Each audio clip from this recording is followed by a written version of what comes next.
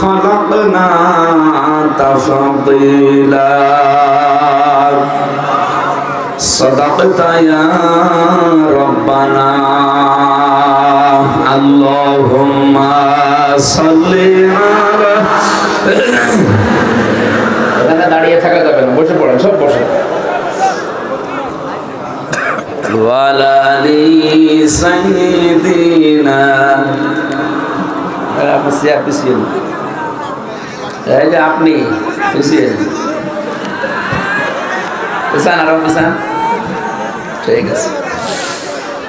বাংলাদেশের ঐতিহ্যবাহী জেলা সিরাজগঞ্জ উল্লাপাড়া থানার অন্তর্গত মহেশপুর সালিহা ফয়েজ স্বতন্ত্র ইবতেদায়ী মাদ্রাসার উদ্যোগে 10ম বাৎসরিক তাফসীরুল কোরআন মাহফিলের স্বনামধন্য সভাপতি, অত্র এলাকার সর্বজন শ্রদ্ধাভাজন ব্যক্তিত্ব জনাব মোহাম্মদ রবিউল করিম রবি ভাই সহ সভাপতি, অনেকগুলো মানুষের নাম দিয়েছেন। মাহফিলের প্রধান অতিথি সহকারী সেক্রেটারি জেনারেল বাংলাদেশ জামাত ইসলামী ও সিনেট সদস্য, রাজশাহী বিশ্ববিদ্যালয়, রাজনীতিবিদ, বিশিষ্ট ইসলামী চিন্তাবিদ, আমাদের অভিভাবক জনাব আলহাজ মাওলানা রফিকুল ইসলাম খান, আতালাল্লাহু উমরাহু ওয়া বারাকাল্লাহু ফি হায়াতি, বলেন আমিন। এখানে উপস্থিত আছেন জনাব এম আকবর আলী, সাবেক উপস্থিত নেই না? এখানে যারা আলোচনা রাখলেন মাওলানা ইয়াসির আরাফাত, মাওলানা সাইদুর রহমান, মাওলানা আব্দুল আলিম, অন্যান্য ওলামা ইকরাম, মঞ্চে বসা সম্মানিত ব্যক্তিবর্গ, সামনে বসা মুসলমান ভাইরা, পর্দার আড়ালের সম্মানিত মা এবং বোনেরা, প্রশাসনের ভাইরা, প্রাণ প্রিয় সিরাজগঞ্জবাসী, রিভাব দিন। দল মত জাতি বর্ণ ধর্ম নির্বিশেষে আজকের এই অনুষ্ঠান, এটাকে শুধু মুসলমানদের? আল্লাহ তাআলা বলেন হাত্তা ইসমা কালাম আল্লাহ সুম্মা আবলিগহু মা'মানা।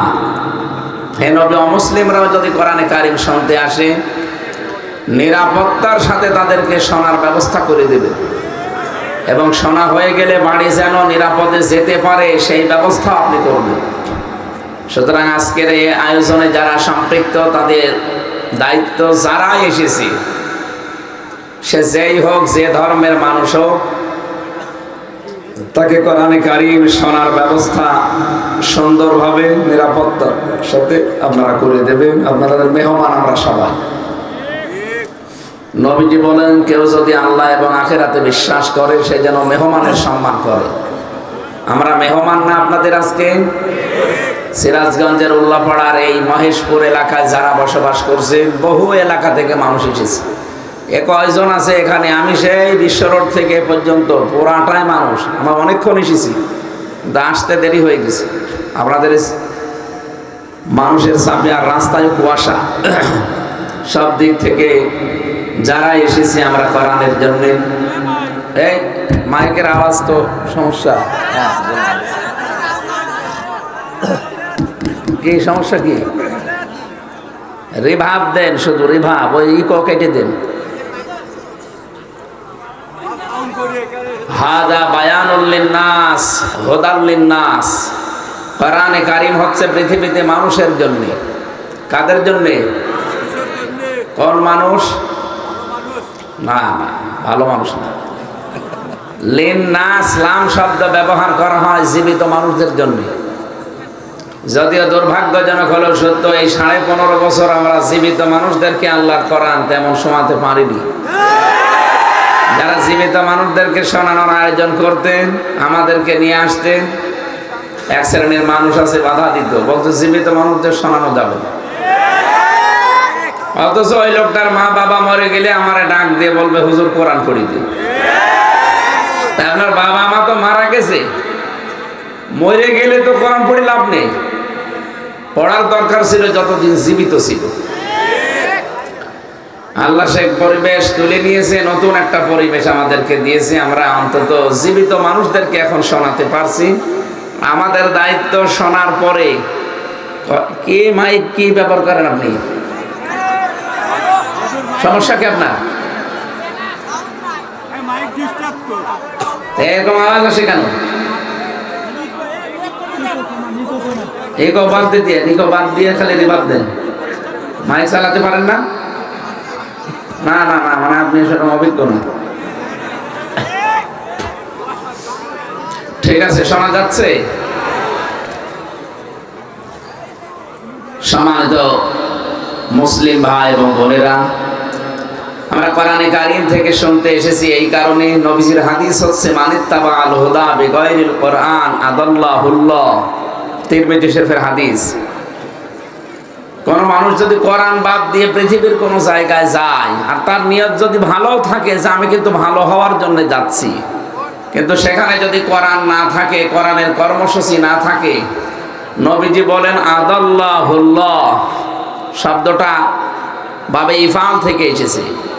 যদি দল্লা ইয়াদিল্লু হতো তাহলে আপনি নিজেই নিজেকে খারাপ বানিয়ে ফেলেছেন, এরকম অর্থ আসতো বাংলায়। আদাল্লা ইউদিল্লু বাবে ইফাল থেকে আসার কারণে বাংলা অর্থ দাঁড়িয়েছে আপনি হয়তো ভালো হওয়ার নিয়তে কোনো জায়গায় গিয়েছিলেন, কিন্তু কোরআনে কারীম সেখানে ছিল না। আপনার নিয়ত যতই ভালো থাকো, কোরআন নেই আপনি গেলেন কেন? এই জন্য আল্লাহ নিজে দায়িত্ব নিয়ে আপনাকে গোমরা বানিয়ে দেবে। আপনি এই শব্দের ওজন টের পাচ্ছেন? হেদায়েত দেওয়ার একচ্ছত্র মালিকানা হামজা কার? আরো জোরে বলেন। কোন নবীর হাতেও আল্লাহ দেয়নি। এই জন্য নবীজি নিজের আপন চাচাকেও মুসলমান বানাতে পারেনি। এটা শুধুমাত্র আল্লাহ নিজের হাতে রেখে দিয়েছেন। নবীজি শব্দটাও ঠিক ওইভাবে চয়ন করলেন, আদাল্লাহুল্লাহ। আল্লাহ নিজে তাকে খারাপ বানিয়ে দেবে, গোমরা বানিয়ে দেবে, পথভ্রষ্ট বানিয়ে দেবে। তাহলে এই হাদিসটা আমরা বিশ্বাস করি 100 ভাগ না 98 ভাগ? মানা যাবে তো এই হাদিসটা এখন বাংলায় ব্যাখ্যা করলে? এই কথা বলে না কেন? যদি কোনো আলেম থাকেন এখানে, আপনি দেখেন, জেনারেল মানুষ যদি না বোঝেন, কোরআনে কারীম যেখানে নেই ওখানে ভালো হওয়ার নিয়ত গেলে আল্লাহ খারাপ বানিয়ে দেয়। এর একেবারে বাস্তব প্রমাণ কুষ্টিয়ার লালনের মাজার। মানুষ কিন্তু আপনাদের এলাকা থেকে ভালো হওয়ার নিয়তে যায়, বউ ছেলে মেয়ে বেটার বউ সব নিয়ে চলে যাচ্ছে, খারাপ হওয়ার নিয়ত নেই কারো, সবাই যাচ্ছে আল্লাহর ওলির মাজারে। কিন্তু ওখানে কি কোরআন আছে? কোরআনের নিয়ম নীতি চলে? প্রকাশ্য শিরিক চলছে। আর বাংলাদেশে একটাই জায়গা যেখানে নিরাপদে গাঁজা খাওয়া যায়, তারপরেও পুলিশ পাহারা দিয়ে গাঁজা খাওয়ায়। ওই যে পুলিশ দাঁড়িয়ে আছে, ওরা পাহারা দিয়ে দিয়ে গাঁজা খাওয়ায় যে খা আমরা আছি। আমার মনে হয় সারা বাংলাদেশে একটাই জায়গা আছে। এরপরেও দেখি আমরা এই জায়গাগুলোতে কোরআন নেই, এই জন্য মানুষ আগে বিড়ি খেত না, অনেকে এখানে যাওয়ার পরে বিড়ি খায়। আগে গাঁজা খেত না, এখন গাঁজা খায়। ওকে ভালো হয়েছে না খারাপ হয়ে গেছে? কেন খারাপ হয়ে গেল? কারণ আপনি কোরআন নেই ওখানে গেলেন কেন? তাহলে আজকে থেকে সিদ্ধান্ত নেওয়া যায় না যে এই দরবারে কোরআন নেই, কোরআনের কর্মসূচি চলে না, শুধু বাবাদের নিয়ম নীতি চলে। ওখানে যদি ভালো হওয়ার নিয়তেও যান, আপনাকে খারাপ বানাবে কে? বা দ্বিতীয় শব্দটা বলবো, বাংলাদেশে যতগুলো রাজনৈতিক দল আছে, যেই দলে কোরআন নেই, কোরআনের কর্মসূচি নেই, ওই দল যদি আমার বাবাও কায়েম করে, ও দলে আমি নেই। এটা অত জোরে বলার দরকার নেই, এটা আবার অনেকে রাজনীতি মনে করে। এটা কি রাজনীতি? আমি হাদিসের বাংলাটা বললাম। পীরের দরবারে গেলে আপনি ভালো হওয়ার নিয়তে যাচ্ছেন, কোরআন নেই, তাহলে আল্লাহ আপনাকে খারাপ বানাবে। রাজনীতি করবেন যেখানে কোরআন নেই, কোরআনের কর্মসূচি চলে না, আপনার নিয়ত ভালো হোক, কিন্তু আপনাকে আল্লাহ খারাপ বানিয়ে দেবে। আপনি তখন পথভ্রান্ত হয়ে যাবেন। এই জন্য আজকের এই ময়দানে যারা এসেছি কোরআনে কারীম শোনার জন্য, কোরআন যদি না থাকতো, হামজা না হামজার বাবা থাকলেও আসতেন না। সুতরাং কোরআনের জন্য যারা এসেছেন, এই কোরআনের সে ক্ষমতা আছে, হুদাল্লিন নাস, মানুষকে হেদায়েত দিতে পারে, পারে না? সেই ক্ষমতা দিয়ে আল্লাহ তাকে পাঠিয়েছেন। সুতরাং আমরা কোরআনের কাছ থেকে আজকে আমাদের জীবন সংক্রান্ত 4টা নিয়ামতের কথা আল্লাহ স্মরণ করিয়ে দিচ্ছে। এই কথাগুলো আমাদের জীবনের সাথে একেবারে পাই টু পাই আমরা মিলাবো ইনশাআল্লাহ। এরপরে আজকে এখানে শেষ মোনাজাত করে বাড়ি যাবেন। এর আগে ওঠাউঠি করবে না? 1 ঘন্টা সময় দেওয়া যাবে না ইনশাআল্লাহ? তাহলে সিদ্ধান্ত যারা নিয়ে ফেলেছেন যে এই দলে কোরআন নেই, কোরআনের কর্মসূচি চলে না, ওই দলের প্রতিষ্ঠাতা আমার বাবাও যদি হয়, আমি ওই দলে আর নেই। ওয়াজ তো হয়ে গেছে। এটা মেনে নিলে এই দেশে আর অন্য কোনো দল থাকে? কত দল এই দেশে, কোরআন নেই তাদের দলে, কোরআনের কর্মসূচি চলে না, ওদের বাবাদের নিয়ম নীতি চলে, ওদের দলীয় নিয়ম নীতি চলে না। আমার দলীয় নিয়ম নীতি বানানো লাগবে কোরআন কেন্দ্রিক। কথা বলেন। আশা করছি আমার নবীর এই হাদিস আপনি মেনে নিলে কিয়ামতে নবীর সুপারিশ পাবেন যে আল্লাহ আমাদেরকে এই প্রচন্ড শীতের ভেতরেও কোরআনের ময়দানে নিয়ে আসলেন। খুশি হয়ে বলেন আলহামদুলিল্লাহ। দরুদ আর সালাম পড়ছি আমাদের নবী, মানবতার মহান শিক্ষক মুহাম্মদুর রাসূলুল্লাহ সাল্লাল্লাহু আলাইহি ওয়াসাল্লামের প্রতি। আমরা কোরআনে কারীম থেকে সূরা বানী ইসরাঈল একটা মাত্র আয়াত পড়েছি। আয়াতের সংখ্যা 70, 111টা আয়াত আছে, মাত্র একটা আয়াত পড়েছি। এই এক আয়াতের ভেতরে যত কথা আমার এই মাথায় আছে, 1 ঘন্টা 2 ঘন্টা না, এক একটা শব্দের ভেতরে যে সব কথাগুলো আল্লাহ লুকিয়ে রেখেছে, যদি আমরা তাফসীর আকারে কথা বলি সারা রাত চলে যাবে, আপনি বাড়ি যাবেন না। এত কথা এখানে লুকিয়ে আছে, আমরা আবিষ্কার করার চেষ্টা করব ইনশাআল্লাহ। একটু জবান খুলে কোরআনের এই সোনালী আয়াত পড়েন, যেন প্রতিটি অক্ষরে অন্তত আমলনামায় 10টা করে নেকি হয়। আউযু বিল্লাহি মিনাশ শাইতানির রাজিম। বিসমিল্লাহির রহমানির রহিম। ওয়ালাকাদ কাররামনা বানি আদম ইলা আখিরি আয়াত। কোন সূরা বললাম যেন? বানি ইসরাইল। একটা বংশের নাম, একটা বংশের নামে আল্লাহ একটা সূরা নাযিল করেছেন। এই বংশে আল্লাহ 70,000-এর উপরে নবী পাঠিয়েছিলেন। একটা দামি বংশ। এই শব্দটা পুরা সূরার ভেতরে কয়েকবার আছে, এখান থেকে এর নামকরণ করা হয়েছে। আমরা আয়াতের তেলাওয়াতকৃত আয়াতের ভেতরে 4টা নিয়ামতের কথা পাবো। আল্লাহ কয়টা? আল্লাহ পাক আয়াত শুরু করার প্রথমে আমাদেরকে গ্যারান্টি দিচ্ছেন 2টা। ওয়ালাকাদ, লাম একটা, কদ একটা। ওয়ালাকাদ কাররামনা বানি আদম। অবশ্যই অবশ্যই আমি আল্লাহ বনি আদম সন্তানকে সম্মান দিয়েছি। আল্লাহ কিন্তু এখানে বলেন নাই যে মুসলমানদেরকে সম্মান দিয়েছি, খ্রিস্টানদের সম্মান দিয়েছি, মুমিন যারা তাদেরকে সম্মান দিয়েছি না। মানুষ পদবাচ্চা যারা বিবেচিত, সে যে ধর্মের লোক হোক, তারই সম্মান আছে না নেই? 4,500 ধর্মের মানুষ এখন পৃথিবীতে বাস করছে, 257টা রাষ্ট্র আছে। যদিও সামনে আমার মনে হচ্ছে রাষ্ট্রের সংখ্যা আরো 6টা বাড়বে। এই যে 7 সিস্টার ভেঙে গেলে কাটসাট কথা বলছে, 7 সিস্টার ভেঙে যাবে। আপনি দেখছেন না আজকে সারাদিনের ভেতরে খোঁজ রেখেছেন কি হয়েছে? চীন ওদিকে অন্তত একটা প্রদেশ ওরা থাবা দিয়েছে। আমাদের ডক্টর ইউনূস যদি একটা থাবা দেয়, 6 টুকরা হয়ে গেলে 6টা দেশ বেড়ে যাবে, মানে এটা বাড়বে। আজকে আমেরিকার একজনের কথা শোনেননি যে বাংলাদেশ নিয়ে যে মন্তব্য আপনারা দিচ্ছেন প্রতিবেশী হিসাবে, এটা কিন্তু পৃথিবী গ্রহণ করছে না। এদের স্বাধীন হওয়ার পর থেকে আমাদের পেছনে তারা লেগে আছে, এই প্রতিবেশী নামে কলঙ্ক। এরা প্রতিবেশী যেহেতু পাল্টানো যায় না ভাই, আপনাদেরকে আমরা তো পাল্টাতে পারবো না, আপনারা চরিত্র পাল্টান। এত মিথ্যা কথা বলেন কি করি? সারাটা জীবন ছড়িয়েছেন এই দেশে সংখ্যালঘু নির্যাতন হয়, অথচ ভয়েস অফ আমেরিকা, এরপরে মাইক্রোসফট, এগুলো সব ইহুদি খ্রিস্টানরা চালায়। তারা রিপোর্ট দিচ্ছে সবচাইতে বেশি সংখ্যালঘু নির্যাতন হয় ভারতে। বাংলাদেশে সংখ্যালঘু নির্যাতন আগস্টের 5 তারিখের পর থেকে জানুয়ারির 4 তারিখ পর্যন্ত একটাও হয়নি। যেগুলো হয়েছে কিছু বিচ্ছিন্ন ঘটনা, ওগুলো ওদের দ্বারাই। এই জন্য এই মিথ্যা রিপোর্টগুলো আপনারা ছড়িয়ে, মাইক্রোসফট রিপোর্ট দিয়েছে সারা পৃথিবীতে মিথ্যায় এগিয়ে আছে সবচাইতে বেশি ভারত। আপনারা কেমন প্রতিবেশী, আপনাদের জন্য বদনাম হয়ে যাচ্ছে। সুতরাং এমন কোনো কাজ করবেন না। আপনাদের যেহেতু পাল্টানো যাবে না, মাঝখান থেকে তার সাগর কেটে নদী কেটে আমরা ভাগ করে নিতে পারি না, ল্যান্ড একেবারে সাথে সাথে। সুতরাং চরিত্র পাল্টাবে। সারা ভারত এখন ফসে উঠেছে এই উগ্রপন্থী হিন্দু, বিশেষ করে মোদি দাদার বিরুদ্ধে।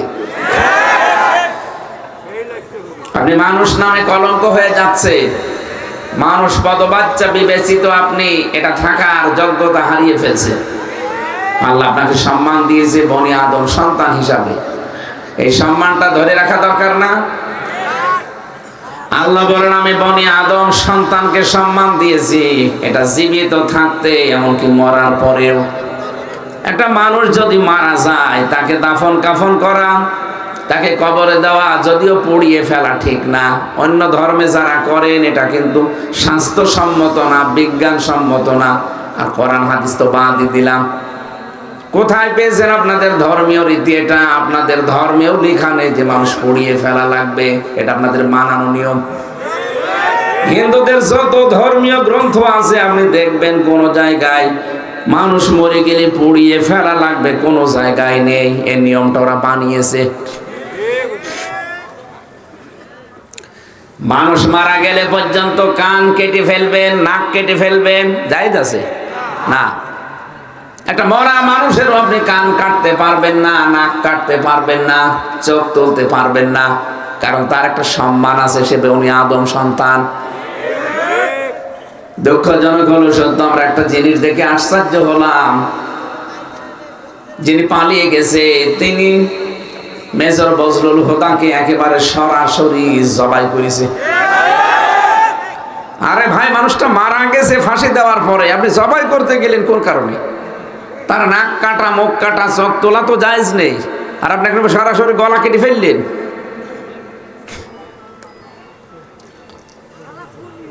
মানুষ ইবাদত করবে আল্লাহর ওই দিন পর্যন্ত, ওয়াবুদ রাব্বাকা হাত্তা ইয়াতিয়াকাল ইয়াকিন, যতদিন পর্যন্ত ইয়াকিন না আসে।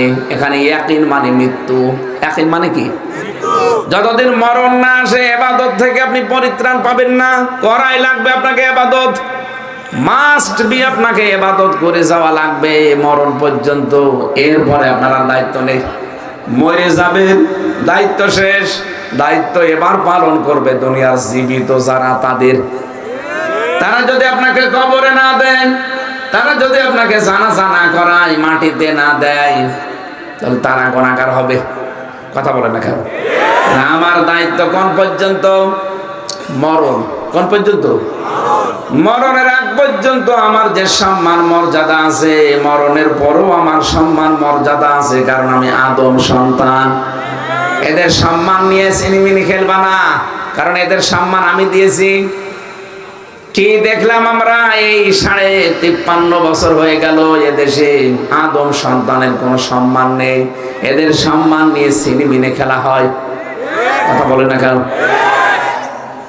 কোরআনে কারিমের ভেতরে আমি পড়েছি, কোন জালেম যদি পৃথিবীর ক্ষমতায় বসে, সে 4 প্রকার কাজে হাত দেয়। এটা আছে সূরা নমলের ভেতরে 34 নম্বর আয়াত। ক্বালাতিন্নাল মুলুকা ইযা দাখালু ক্বরিয়াতান আফসাদুহা ওয়া জাআলু আ'ইজ্জাতা আহলিহা আদিল্লা ওয়া কাযালিকা ইয়াফআলুন। বলেন আল্লাহু আকবার। রানী বিলকিস এই কথা বলেছিল। বিলকিস রানীর কথা এটা। কলাত, এজন্য কলা দেয়নি, আল্লাহ কলাত দিয়েছেন, এটা মহিলার কথা। ইন্নাল মুলুকা ইযা দাখালু ক্বরিয়াতান আফসাদুহা, সে তার পরিষদ বর্গ, সভাসদ বর্গ, মন্ত্রী বর্গ যারা আছে তাদেরকে ডাক দিয়ে বলেছিল, দেখো কোন জালিম বাদশা যদি কোনো এলাকা দখল করে, কয়েকটা কাজ সে হাতে নেয়। 1 নম্বরে আফসাদুহা, সেখানে বিশৃঙ্খলা সৃষ্টি করে।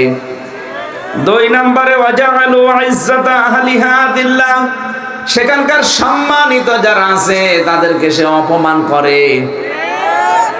আমরা দেখতে পেলাম এই 15.5 বছরে এই 2টা কাজ বেশি হয়েছে। এমন কোন দিক বিভাগ নেই যেখানে বিশৃঙ্খলা হয়নি। 2 নম্বরে দেশের সম্মানিত মানুষ যারা, তাদেরকে ধরে ধরে অপমান করা হয়েছে। সিরাজগঞ্জের সন্তান মাওলানা রফিকুল ইসলাম খান একটা প্রথিতযশা রাজনীতিবিদ, একজন আলেম, তার ডান্ডা বেড়ি পরিয়ে কোর্টে তুলেছে। আরো যত অপমান আছে সব অপমান তাদের উপরে গেছে। যত আলেম আমরা দেখেছি জেলখানায়, আলেমদের ডান্ডা বেড়ি দিয়ে, হাতে হ্যান্ডকাপ দিয়ে, মাজায় দড়ি লাগিয়ে তারা টানতো ছাগলের মতো। আমার মাজায় দড়ি দিয়ে টানতো। বাস্তবতা এইটা, কারণ জালেম যদি কোনো এলাকা দখল করে, ক্ষমতা পায়, ওর প্রথম টার্গেট থাকে ওই এলাকাতে বিশৃঙ্খলা তৈরি করবে। 2 নম্বরে তারা সম্মানিত মানুষদেরকে অপমান করবে।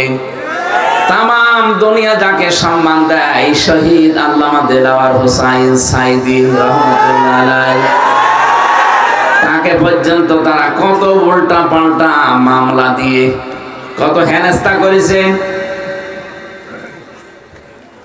13টা বছর তার ওই ছোট্ট কুটি ঘরে কেটে গেল। এখনো পর্যন্ত ইসলামী আন্দোলনের সিফা সালার জনাব এটিএম আজহারুল ইসলাম আর 17 বছর পর্যন্ত পৌঁছতেছে। কোরআন হাদিস যারা শুনতে আছেন, আমি 2 মিনিটে একটা শিক্ষা বলছি। সূরা ফাতা 18 নম্বর আয়াত, এটা আমি আকিজ গ্রুপের মাহফিলে পরশুদিন শিক্ষার জন্য বলেছিলাম। আমি শুধু টাচ দিচ্ছি আপনাদের। আমরা যদি এই পৃথিবীতে আল্লাহর সন্তুষ্টি চাই, 1 নাম্বার। 2 নম্বরে যদি আমাদের মনে সত্যি, যদি আমাদের মনে ইসলাম থাকে যে আমরা আল্লাহর জন্য যা করছি আল্লাহর জন্য। 3 নম্বরে আল্লাহ পাক যদি আমাদের উপরে প্রশান্তি বা সাকিনা নাজিল করতে চান, আমরা যদি চাই যে আমাদের উপরে শান্তি নাজিল হোক, সাকিনা। 4 নম্বরে যদি সুনিশ্চিত নিকটবর্তী কোনো বিজয় দেখতে চান, তাহলে এই আয়াতে 1 নাম্বার একটা কাজ আল্লাহ দিয়েছেন, এই কাজটা করা লাগবে। নবীজি 1400 জন মানুষ নিয়ে এসেছিলেন মক্কায়। হুদায়বিয়া নামক জায়গায় তিনি বাধাপ্রাপ্ত হলেন। কাফেরেরা বলে, না, এবার আপনাকে আমরা হজ করতে দেব না। নবীজি হযরত ওসমানকে পাঠালেন সমঝোতার জন্য। ওরা ওসমানকে ধরার পরে আটক করে ঘোষণা দিয়েছে, কতিলা ওসমান, হত্যা করে ফেলেছে ওসমানকে। নবীজি কথাটা শোনার পরে ওই বাবলা গাছের নিচে, হুদায়বিয়া নামক যে জায়গা, ওখানে একটা বাবলা গাছ ছিল। কোরআনে কারিমে আল্লাহ ওই গাছের ইঙ্গিত দিয়েছেন, লাকাদ রাদিয়াল্লাহু আনিল মুমিনিনা ইয ইউবাইউনাকা তাহতাশ শাজারাতি। এই যে তাহতাশ শাজারা, গাছের নিচে, ইয ইউবাইউনাকা, যখন আপনার কাছে তারা বায়াত নিচ্ছিল, শপথ বাক্য পাঠ করছিল, নবীজি ডাক দিয়ে বললেন, সাহাবীরা, হজ করার জন্য এসেছিলাম, ইহরামের কাপড় পরে খুলে ফেলো। 1400 জন মানুষের ভেতরে একজন শুধু আটক করেছে, এখনো 1399 জন আছে। বললেন খুলে ফেলো, পরবর্তীতে আবার হজ করে নেব। বাংলার মুসলমানেরা বলেন তো, ইহরামের কাপড় পরার পরে যদি আপনি ইহরামের কাপড় খুলে ফেলেন, আপনার হজ কিন্তু ভেঙে যায়। কি হজ শেষ? নবী কি জানতেন না যে আমার ফরজ হজ নষ্ট হয়ে যাবে? জানতেন না? রমজান মাস ছিল, রোজা রেখেছিলেন। বিশ্ব নবী ডাক দিয়ে বললেন, না, রোজাও ভেঙে ফেলো, দরকার নেই, পরবর্তীতে করে দেব। বলেন, 2টা ফরজ বিধান তিনি এখানে বাদ দিয়ে দিচ্ছেন, একটা হজ আর একটা রোজা। ডাক দিয়ে বললেন, আমি এই যে হাত লাগালাম, আমার হাতের উপরে তোমরা হাত দাও। 1399 জন হাত দিয়েছে। নবীজি নিজে বাম হাতটা উপরে দিয়ে বললেন, আজকের এই বায়াতের রিদওয়ানের উপরে আমার আল্লাহ খুশি হয়ে আয়াত নাজিল করে আমাকে শুনিয়েছে, লাকাদ রাদিয়াল্লাহু আনিল মুমিনিন। এই মুমিনদের উপরে আমার আল্লাহ অবশ্যই রাজি হয়ে গেছেন। রাজি হবেন না, হয়ে গেছেন। রাদিয়া এটা মাঝি, অতীতের শব্দ, পাস্ট। আল্লাহ মোজারে যদি দিতেন তাহলে একটু সমস্যা হতো। আল্লাহ মাঝি দিয়ে জানিয়েছেন, হে নবী, যারা আপনার হাতে হাত দিয়েছে ঘোষণা শুনিয়ে দেন, আমি কিন্তু তাদের উপরে রাজি অলরেডি হয়ে গেছি। কি কি বাক্য পাঠ করিয়েছিলেন? নবীজি বলছিলেন, সাহাবীরা, আজকে যেহেতু আল্লাহ এই বায়াতের উপরে রাজি অলরেডি হয়ে গেছে, আমার উসমান তো এখানে নেই, আমি এই বাম হাতটা উপরে দিয়ে দিলাম, আমার এটা উসমানের হাত হিসাবে আল্লাহ যেন কবুল করি নেয়। তোমাদেরকে আমি একটা বাক্য পাঠ করালাম আজকে, বিনা কারণে একটা নিরপরাধ মানুষকে ওরা আটক করে মেরে ফেলেছে, যদিও মারে নাই, কিন্তু ঘোষণা তো দিয়ে দিয়েছে, কতিলা উসমান, উসমানকে মেরে ফেলেছি। নবীজি বললেন, যারা একটা বিনা অপরাধে একটা মানুষকে মেরে ফেলতে পারে, উসমান হত্যার বদলা না নিয়ে আমরা কেউ মদিনায় ফেরত যাব না। ফরজ বিধান ছেড়ে দিলেন কয়টা? আরো জোরে বলেন। কি বাক্য পাঠ করাচ্ছেন দেখেছেন? যে বিনা অপরাধে একটা মানুষকে, ওরা নিরপরাধ মানুষকে মেরে ফেলেছে, ওদেরকে আমরা প্রতিশোধ না নিয়ে বাড়ি ফেরত যাব না। ওরা এই ঘোষণা শোনার পরে ওসমানকে ছেড়ে দিয়েছে। আর 15.5 বছরে যত মানুষকে বিনা অপরাধে আটক করে রাখা হয়েছিল, যত মানুষকে খুন, গুম, আয়না ঘরে রেখে জীবনটা শেষ করে দিয়েছেন, সত্যিই যদি আমরা আল্লাহর সন্তুষ্টি চাইতাম, যারা মন থেকে ফালিমা মাফি কুলুবিহিম, এর পরের শব্দ এটা, হে নবী, এরা কিন্তু যা করছে আপনার হাতে হাত দিয়ে লোক দেখানোর জন্য না, মন থেকে করছে। এদের কলবের খবর তো আমি আল্লাহ জানি। ফানজালাস সাকিনাতা আলাইহিম, এদের এই যে মন থেকে এই অ্যাক্টিভিটিস, এই কাজকর্ম দেখে আমি আল্লাহ রাজি হয়ে গেছি। আমি আল্লাহ ওদের উপরে আমার করুণা, সাকিনা, প্রশান্তি নাজিল করে দিলাম। ওয়াসাবাহুম ফাতাহান করিবা, ওদেরকে আমি একটা সুপ্রসন্ন, নিশ্চিত এবং নিকটবর্তী একটা বিজয়ের সুসংবাদ দিয়ে দিলাম। ওরা যে একটা নিরপরাধ মানুষের পক্ষে দাঁড়িয়ে জীবন দেওয়ার জন্য 1399 জন দাঁড়িয়ে গেছে, আমি এত খুশি হয়েছি। ওদের উপর আমি কয়েকটা নিয়ামতের কথা ঘোষণা দিলাম। 1 নম্বরে ওদের মনের খবর আমি জেনে খুশি হয়ে গেলাম। 2 নম্বরে আমার সাকিনা নাজিল করলাম। 3 নম্বরে একটা নিকটবর্তী বিজয়ের সুসংবাদ দিলাম। কি কাজ করেছিল তারা বলেন তো? একটা নিরপরাধ মানুষের পক্ষে দাঁড়িয়েছে জীবন দেওয়ার জন্য। আজ বাংলার মানুষের আমরা যদি দল মত নির্বিশেষে নিরপরাধ মানুষকে আপনি ধরে ধরে আটক করবেন, জেলে দেবেন, রিমান্ডে নেবেন, মেরে ফেলবেন, একবারে যদি সেই প্রথমেই দাঁড়িয়েছে তাম 18 কোটি মানুষ না, এটা হতে দেব না। এমনি জালেমরা আলেমদেরকে ছেড়ে দিতে ভয়। ওরা যেমন উসমানকে শুধু ভয় পেয়ে ছেড়ে দিয়েছে, আমার তো মনে হয় এখন বাংলাদেশের জন্য সব চাইতে বড় দায়িত্ব, যারা ইমানদার দাবি করে, যারা আল্লাহর সন্তুষ্টি চান, যতগুলো মানুষ বিনা কারণে 17 বছর জেল খাটে, তাদের পক্ষে একটা আওয়াজ অন্তত তোলা দরকার যে তাদেরকে মুক্তি করা না পর্যন্ত বাড়ি যাব না। কথা বলেন। আব্দুল সালাম পিন্টু সাহেব যদি 17 বছর পরে ছাড়া পায়, গিয়াসউদ্দিন মামুন সাহেব যদি 17 বছর পরে ছাড়া পায়, লুৎফুজ্জামান বাবর যদি 17 বছর পরে ছাড়া পায়, জনাব এটিএম আজহারুল ইসলাম কেন 17 বছর পর মুক্তি পাবে না? বলতে পারেন ওনার মামলা কি? মামলা কিসের? ওদের তো বানানো ট্রাইব্যুনাল, বানানো বিচারপতি, বানানো রায়, বানানো সাক্ষী, সবগুলো যখন ওদের বাতিল হয়ে যাচ্ছে, ওদেরটা ধরে রাখা লাগবে কোন কারণে? কথা বলেন। যদি ধরে রাখতেন তাহলে আব্দুল সালাম পিন্টুকে আপনি মুক্তি দিলেন কি করে? লুৎফুজ্জামান বাবরকে মুক্তি দিলেন কি করে? ওদেরকে যেভাবে দিয়েছেন তারাও তো ফাঁসির আসামি ছিল। ওদেরকে যেইভাবে দিয়েছেন আমরা 18 কোটি মানুষ ওই 1399 জনের মতো আজকে সিদ্ধান্ত নিয়ে যাব, এটিএম আজহারুল ইসলামকে মুক্তি না দেওয়া পর্যন্ত আমাদের মুক্তি নেই। আমরা আল্লাহর সন্তুষ্টি চাই না। সন্তুষ্টি এই জায়গায় আল্লাহ রেখে দিয়েছেন। একটা নিরপরাধ মানুষ বছরের পর বছর ধুকে ধুকে মরবে মানে আমাদের কিছুই করার নেই, হাত পা গুটিয়ে বসে থাকবো না। যেখানে যতটুকু যার অবস্থান আছে ওই জায়গা থেকে ইমানের দাবি অনুযায়ী আপনাকে প্রতিবাদ করা লাগবে।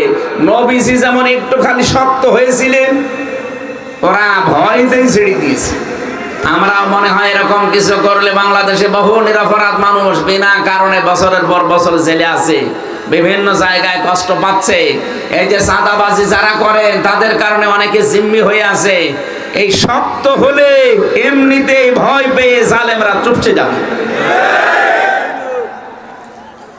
যে কথাটা বলার জন্য পর্যন্ত এসেছিলাম, জালেমরা যদি ক্ষমতা পায়, বিলকিস রানী শোনাচ্ছে তার সভাসদ বর্গদেরকে যে সুলাইমান নবী বোঝাতে চাচ্ছে সে একজন জালেম।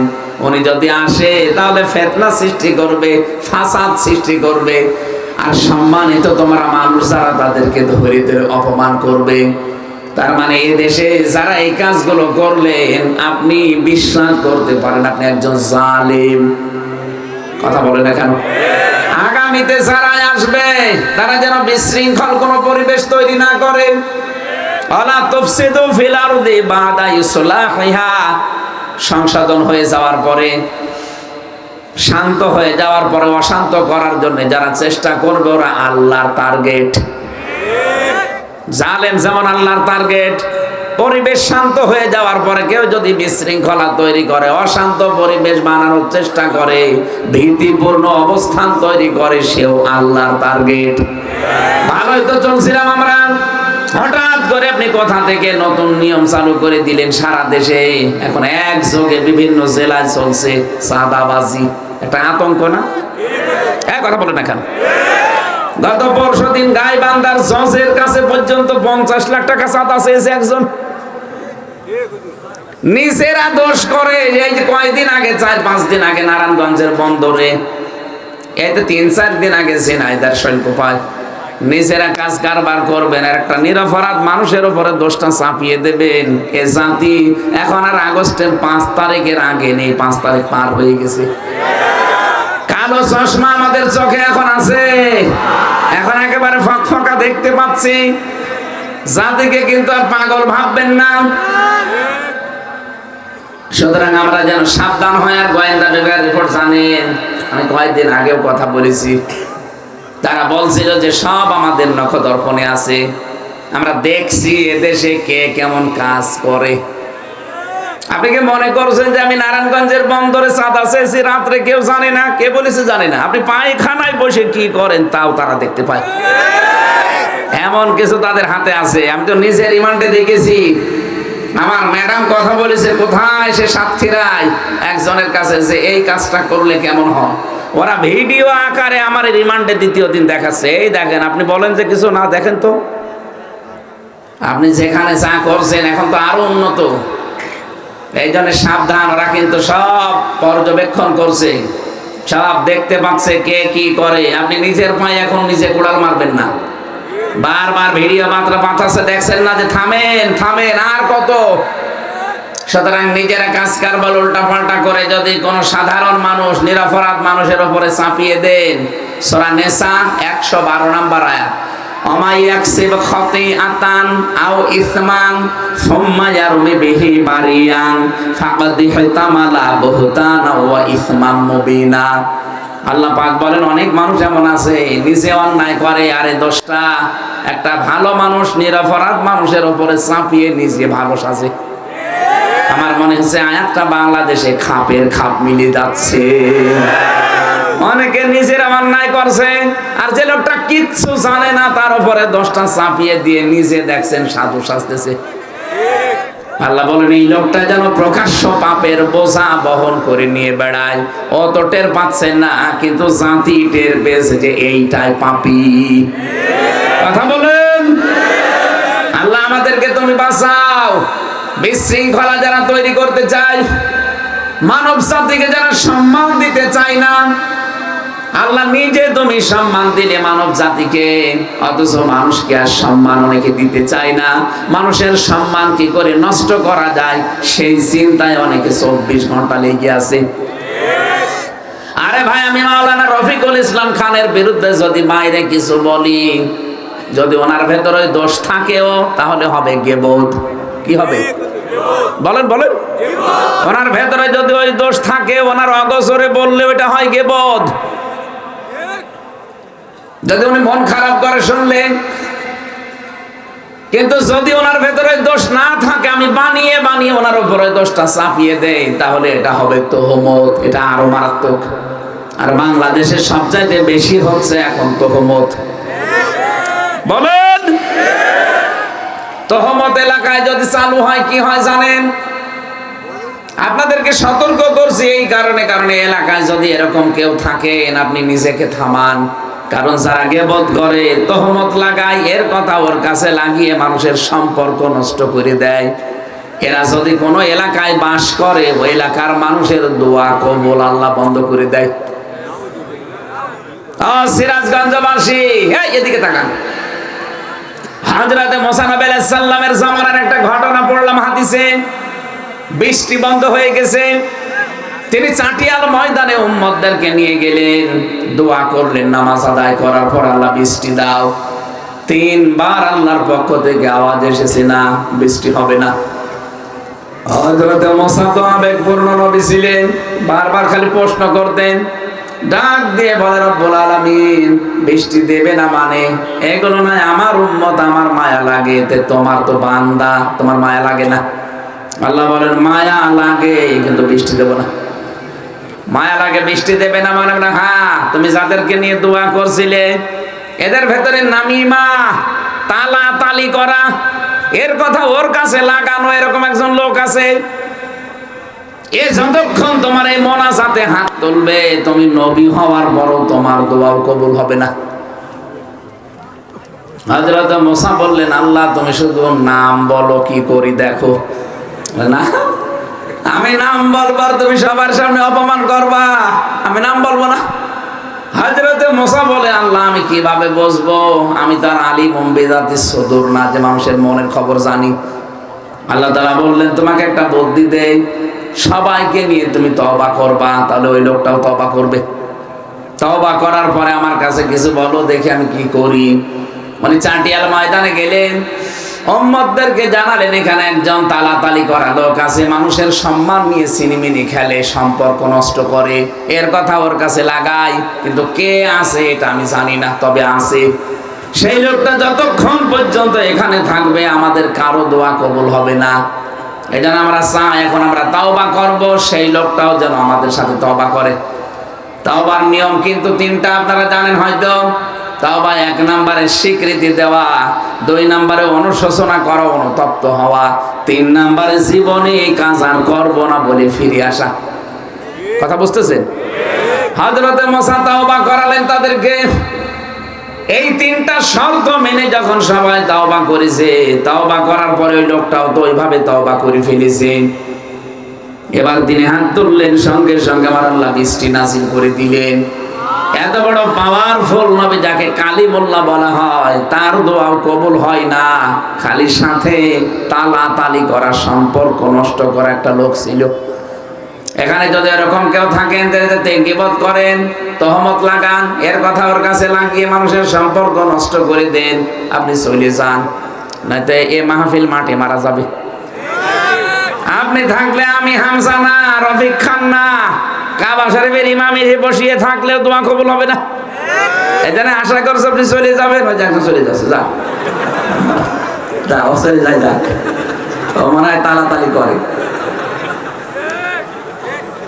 মানুষের সম্মান নিয়ে সিনেমিনে খেলা বন্ধ করা লাগবে। আগামীতে যারা আসবেন ক্ষমতায়, তাদেরকে আহ্বান জানাবো, আল্লাহ কিন্তু সম্মান দিয়েছেন মানব জাতিকে। কে দিয়েছেন?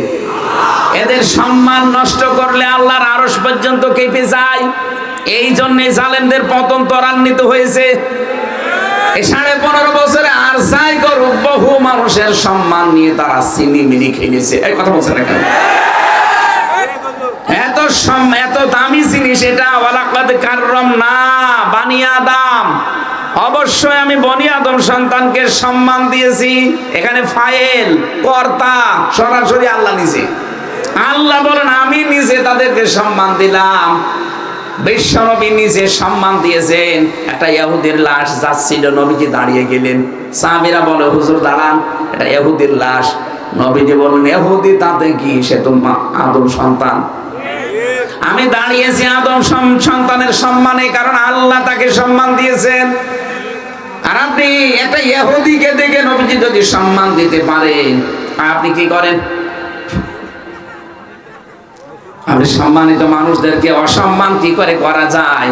বানিয়ে বানিয়ে তাদের নামে উল্টা পাল্টা কেস মামলা সাক্ষী জোগাড় করে আর অপমান করেন। এটা আমি নিজে তো সাক্ষী আমারটাই। এই সিরাজগঞ্জের কোন ছেলে নাকি সংসদ ভাঙতে গেছে, সেই মামলায় আমারে সন্দেহমূলক ধরে নিয়ে 3 বছর জেল খাটালেন। তা জেলে তো রাখেন না, আমার রেখেছিলেন ফাঁসির কন্ডেম ছেলে। এমনিতে যদি ওয়ার্ডে রাখতেন তাও তো থাকতে পারতাম সারাদিন চলাফেরায়। 24 ঘন্টা আপনারা তালা লাগিয়ে রাখতেন। কি হয়েছে আমার? হ্যাঁ, আমার কষ্ট হয়েছে পরিবার সহ ছেড়ে দিয়ে থাকতে, কিন্তু আপনাদের কি হলো? এখন তো কাউকে পাচ্ছেন না। এজন্য মানুষের জীবন নিয়ে, মানুষের সম্মান নিয়ে যারা সিনেমিনি খেলেন, মানুষকে যারা সম্মান দিতে চান না, তাদের করুণ পরিণতি শেষে কিন্তু আল্লাহ এইটাই ঘটায়। সূরা নমলের ভেতরে পাবেন 19 নম্বর পারা 20 নম্বর পৃষ্ঠার 7 নম্বর লাইনের 52 নম্বর আয়াতে আছে, ফাতিলকা বুয়ুতুহুম খাবিয়াতাম বিমা যালামু ইন্না ফি যালিকা লায়াতাল লিকাউমিন ইয়ালামুন। রব্বুল আলামিন বলেন, ফাতিলকা বুয়ুতুহুম, আল্লাহ যেন এভাবে আঙ্গুল দিয়ে দেখাচ্ছেন বাংলার মানুষদেরকে।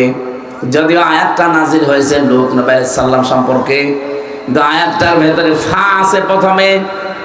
আরবি গ্রামার অনুযায়ী ফা ব্যবহার করা হয় 19টা অর্থে। আল্লাহ পাক যখন তার কুদরতের হাত দিয়ে আঙ্গুল দিয়ে কিছু মানুষকে দেখাতে চান যে এই, তখন ফা ব্যবহার করেন বক্তব্যের আগে। ফাতিলকা বুয়ুতুহুম, বাইতুন না বুয়ুত বহুবচন। আল্লাহ বলেন এই সেই ঘরগুলো। আল্লাহ যেন আঙ্গুল দিয়ে দেখাচ্ছেন এই সেই ঘরগুলো।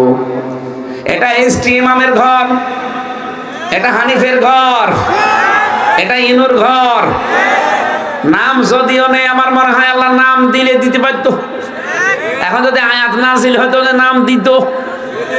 এই সেই তানভীর আরাফাতের ঘর, তানভীর ইমাম। এই সেই ঘরগুলো। কেন এই ঘর কি? খাবিয়াতান, জনশূন্য করে দিয়েছি।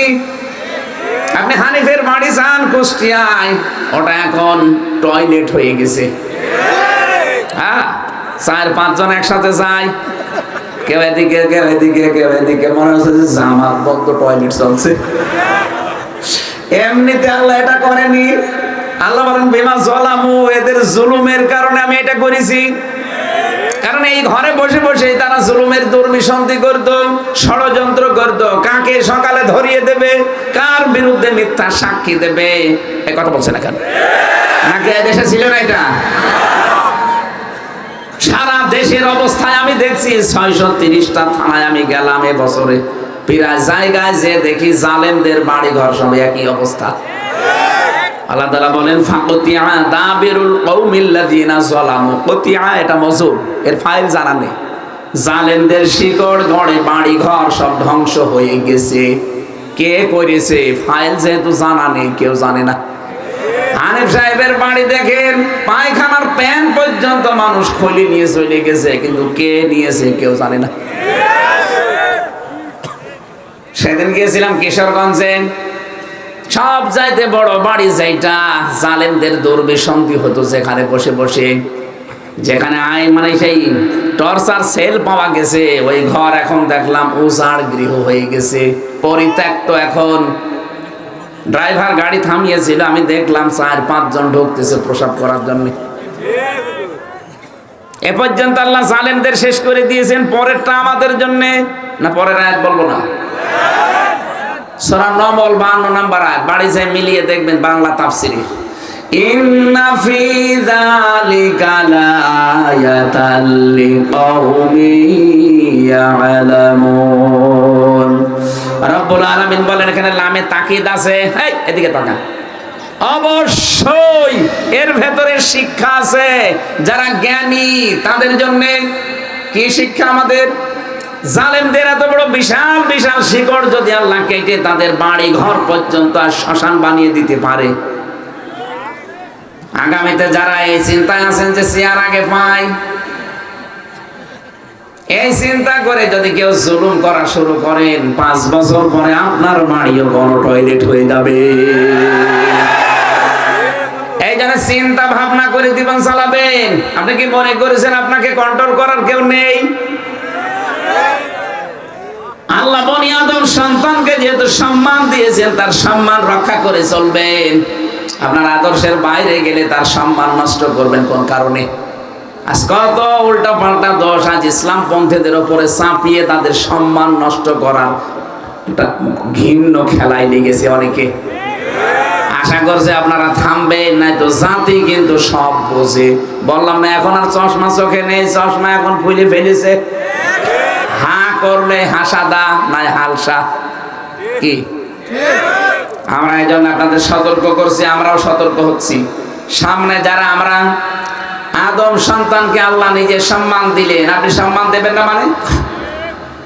পৃথিবীর এই জমিনে আদম সন্তান সবচাইতে বেশি, আমি যতগুলো দেশের ঘটনা জানি, চীন, ভারত, ইন্দোনেশিয়া আর বাংলাদেশ, তাম দুনিয়ায় সবচাইতে বেশি মানুষ বাস করে এই দেশগুলোতে, আর সবচাইতে বেশি বাস করে এই বাংলাদেশে।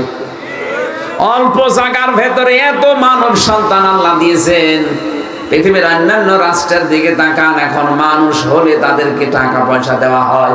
জাপানে জনসংখ্যা কমে যাচ্ছে, আর আমাদেরকে আল্লাহ ক্ষমতা একটু বেশি দিয়েছে, আমাদের আর টাকা পয়সা দেওয়া লাগছে না। এতটুকু জায়গায় এত মানুষ বাস করে পৃথিবীর কোন দেশে আমি পাইনি।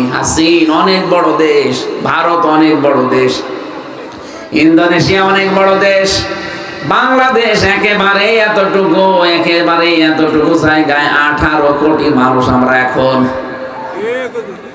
সৌদি আরব বাংলাদেশের চাইতে 14 ডবল বড়। কত? আমেরিকা বাংলাদেশের চাইতে 59 ডবল বড়।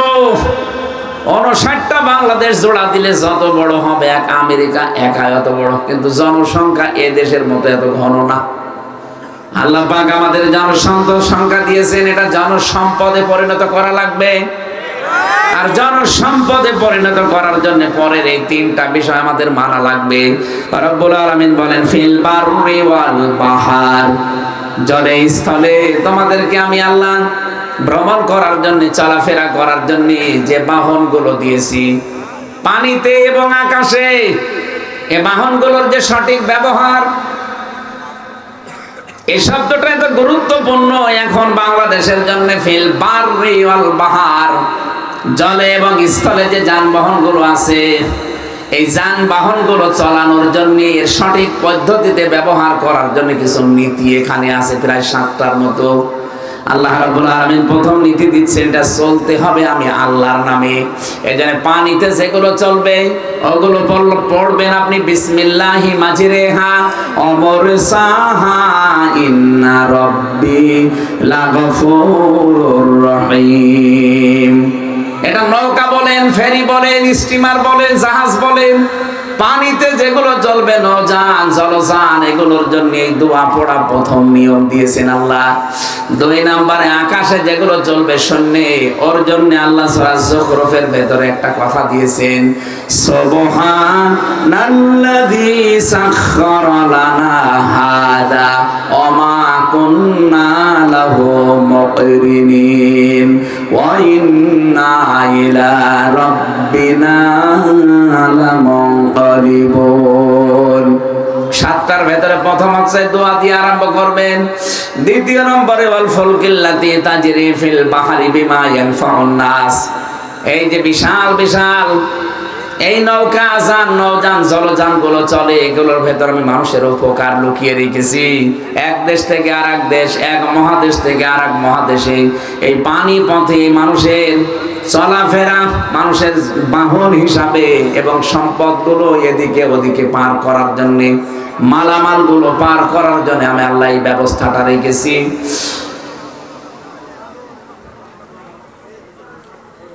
ইয়াখরুজু মিন ইয়াখরুজু মিনহা ইয়াখরুজু মিনহুমাল লু'লু'ু ওয়াল মারজান ফাবিআইয়ি আলা'i রাব্বিকুমা তুকাযযিবান ওয়া লাহুল জাওয়ারিল মুনশাআতু ফিল বাহরি কাল আ'লাম। বিশাল বিশাল নৌযানগুলো যে বাহারে সমুদ্রে চলে, এগুলো আমি আল্লাহর নিয়ন্ত্রণাধীন। আমি আল্লাহ পাক এগুলো ভাসিয়ে রেখেছি, পানির উপরে জলের উপরে ভাসিয়ে রেখেছি তোমাদেরকে একটা শিক্ষা দেওয়ার জন্য, তোমাদের জীবন যাত্রার মান যেন উন্নত হয়, জীবন যাত্রার মান যেন সহজ হয়। এই জন্য এই বিষয়গুলো চলাচলের জন্য সহজ করে দিয়েছি। যে মানুষগুলো দুনিয়ায় চলাফেরা করতে চাও, আমি আল্লাহর নাম নিয়ে চলবা। তোমাদের আন্তর্জাতিক যে ব্যবসা বাণিজ্য গুলো আছে, এই পানি পথে, আকাশ পথে, এগুলো জলযান হিসাবে যেগুলো ব্যবহার করবা, এগুলো আমি আল্লাহর একটা নিয়ামত। দ্বিতীয় নম্বরে নিয়ামতের ঘোষণা আল্লাহ দিয়েছেন, ওয়ারাযাকনাহুম মিনাত তাজ্জিবাত। জীবন উপকরণের জন্য আমি উত্তম রিজিক তোমাদেরকে দিয়েছি। এই কথাটা ভালো করে খেয়াল করুন। এই পৃথিবীতে যত মানুষ আল্লাহ পাঠিয়েছেন, যত নবী আর রাসূল পাঠিয়েছেন, প্রত্যেককে প্রথমে আল্লাহ এই ঘোষণা দিয়েছেন, ইয়া আইয়ুহান নাস পাবেন, ইয়া আইয়ুহার রাসূল পাবেন, ইয়া আইয়ুহাল্লাযীনা আমানু পাবেন। তিন রকম আছে, মানুষের কথা, রাসূলদের কথা, ঈমানদারের কথা। সূরা বাকারার ভেতরে আছে মানুষের কথা আর ঈমানদারের কথা। সূরা নূরের ভেতরে আছে 51 নম্বর আয়াতের ভেতরে রাসূলদের কথা, ইয়া আইয়ুহার রাসূলু কুলু মিনাত তাইয়্যিবাতি ওয়া আমালু সলিহাত। হে রাসূলেরা, যেটা খাবা ওইটা যেন হালাল হয়। ভালো করে খেয়াল করেন, এখানে শিক্ষা আছে। প্রত্যেকটি রাসূলকে আল্লাহ এই নির্দেশ দিয়েছেন, যা খাবা ওইটা যেন হালাল হয়।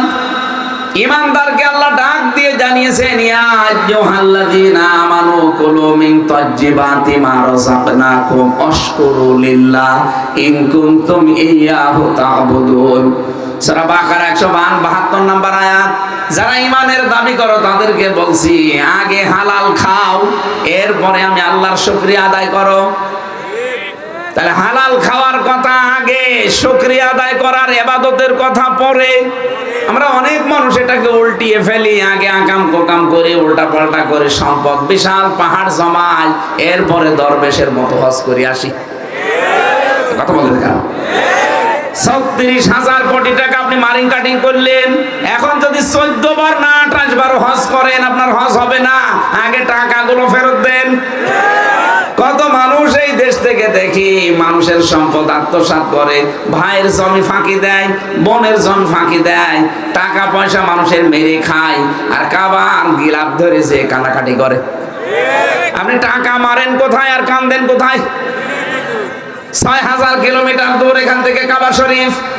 কান্নাকাটিতে করবেন আপনি যেখানে টাকা আত্মসাৎ করেছেন সেখানে। ও ভাইরা, ইবাদতের কথা পুরা কোরআনে কোন জায়গায় আল্লাহ আগে দেয়নি, আগে দিয়েছে হালাল খাবারের কথা। তাহলে হালাল খাবারের পরিবেশ তৈরি করতে হলে এই বাংলাদেশে এইটার বিকল্প কিচ্ছু নেই। এ বিধান যদি কায়েম না হয়, জীবনও আপনি হালাল খাবার তৈরি করতে পারবেন না।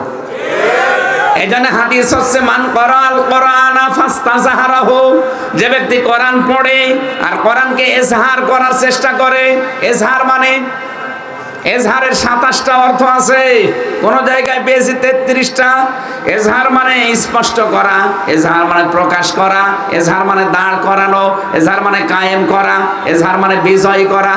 তাহলে কোরআন আমরা যারা পড়ি সওয়াবের নিয়তে, আমাদের 2 নাম্বার দায়িত্ব কোরআনকে বিজয় করার জন্য চেষ্টা চালাতে হবে। আল্লাহর নবী বিজয় করার কথা বলার পরে 2টা শব্দ দিয়েছেন, ফাহাল্লা হালালাহু ওয়া হাররামা হারামাহু আদখালাহুল্লাহুল জান্নাহ। তাহলে হালালকে হালাল এবং হারামকে হারাম জেনে আপনি ছেড়ে দিতে পারবেন।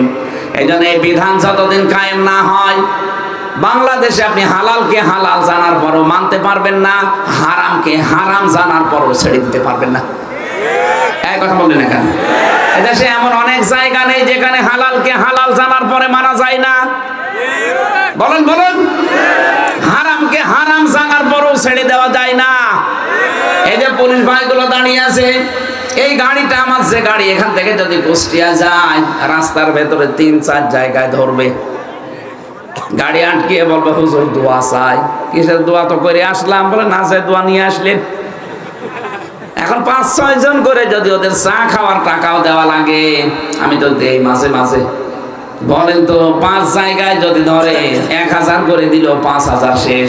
আমার গাড়িটা নিয়ে আসা যাওয়া আরো ৫-৭,০০০ শেষ। আপনি কয় টাকা দেন? এখন যে মানুষগুলো এই যে নিয়েছে, এদের একা দোষ না, এদের উপর থেকে যে আল্লাহর ওলি আছে তাদের আবার ভাগ দেওয়া লাগবে। এরা যদি নিজেরা ভালো হতেও চায় পারবে না, কারণ উপরে বসে আছে আর এক আল্লাহর ওলি। তাহলে এইটা বন্ধ করার জন্য এই যে এটার বিধান যদি কায়েম হয়, উনি আর আমাকে ঠেকিয়ে বলবে না দোয়া চায় আর দোয়া আমারে দেবে। এই জন্য কোরআনে কারীম প্রতিষ্ঠা হওয়ার আগ পর্যন্ত এদেশে হালালকে হালাল আপনি মানতে পারবেন না, হারামকে হারাম জেনেও ছেড়ে দিতে পারবেন না, এরকম বহু পরিবেশ আছে। বলেন বলেন। অর্থনীতিতে যান, ব্যাংকিং ব্যবস্থায় কত ব্যাংক চলছে এদেশে।